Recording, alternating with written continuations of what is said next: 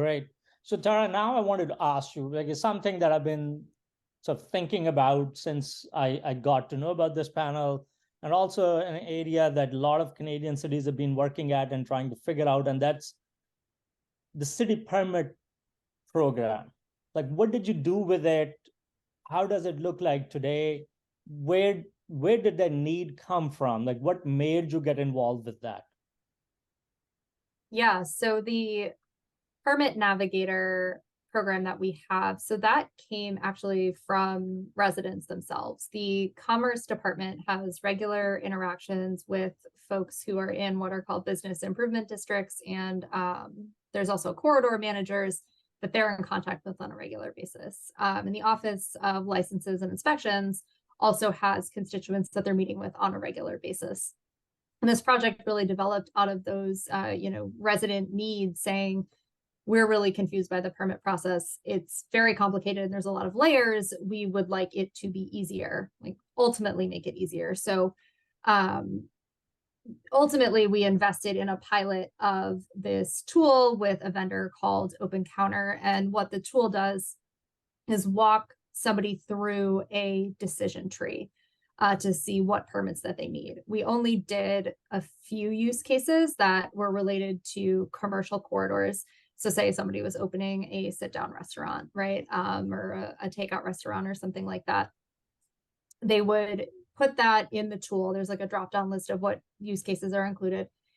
It would then take them to a map to see where they were looking to open that, and it would give all of the zoning information in some like more plain language than it is generally. And then it would walk them again through a series of questions. You know, are you erecting a sign? Does your place have carryout? Things like that. Because there's various permits that go into this, right? Through the health department, through the streets department, all these different folks that have to be involved potentially in a new storefront opening. And at the end of that process, the person filling that out will sort of get this summary that will take them to where those permits live on each page. So I think one of the most important things to note about this is that it doesn't change our permit process. It doesn't get into that because that's a much bigger and I think a much different task. But just helps people understand a little bit better what they need. So they can kind of go into it being like, I know I have to go to the health department and get this much, all of this paperwork, and then this is approximately how much it's going to cost, because the tool will also give the cost as well, or approximate of whatever data it is. And the tool is updated regularly. And the way we sort of framed this as we were putting it out to the public was a really interesting cross-departmental collaborative project, and something that we really haven't done to that extreme before.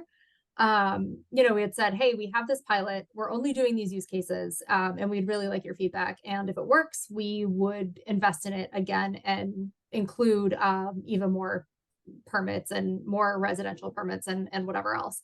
And if it doesn't work, then we'll go back to the drawing board. So really just letting the public know, like, hey, this came from you all, and we want to get your feedback in whatever way makes sense for you, and we'll take that and then run with it. So, I mean, has the pilot been implemented, as in, has it gone beyond the pilot stage? And is that like how the city is operating right now? Yeah, I'll take this, Andrew. Or yeah, go ahead. I can start it anyway. So yeah. The tool itself launched in February of this year.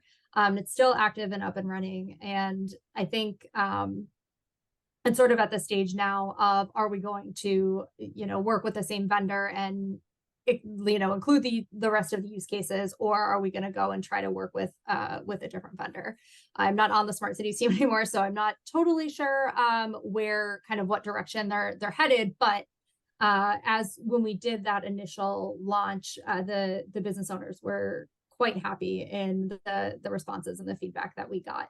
Was, this tool is generally easy to use and does give us that information that we're looking for. And we recognize that it doesn't impact the actual permit process, but it is a lot easier for us to fill something like this out and just know what we need. But Andrew, I don't know if you want to respond at all to the where Yeah, the- just to add that I believe we are using the same vendor and we are moving forward with scaling up that pilot. We are doing more use cases. We have more money to do that development. So it's a good example, Foz, of one of our smart cities projects that has actually scaled up. I mean, I think when you try these pilots, you kind of go in expecting that some will be really useful and some may not be as useful. And you hope that the department will see the value of those that are useful. And then the cost for scaling that up becomes part of the city's or the department's operating budget, really, rather than within the smart cities budget. So it goes from smaller budget to larger budget that lives within the department. So that's kind of the approach we take generally with our smart cities work. It's we're the tester, we're the enabler over at OIT for a department who wants to try new technology. And then the successful stuff they pick up and maintain from there on.